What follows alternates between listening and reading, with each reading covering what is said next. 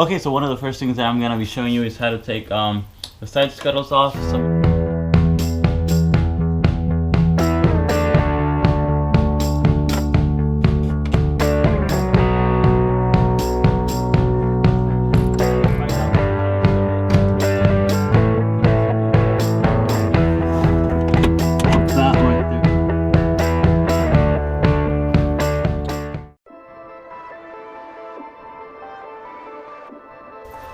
To begin, you want to have masking tape. That way you can avoid scratching your paint.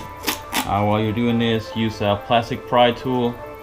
So basically what you're going to do is mask off as close to the side scuttle as you can. Get your pry tool. You want to pry this open a little bit, just a little bit with your hand, so that you can get the pry tool in there. Now right in the middle, right there is a little clip, metal clip, and that basically sets free the whole side scuttle. After that, you want to undo the wiring harness and disconnect it. And that's it. You've taken off your side scuttle.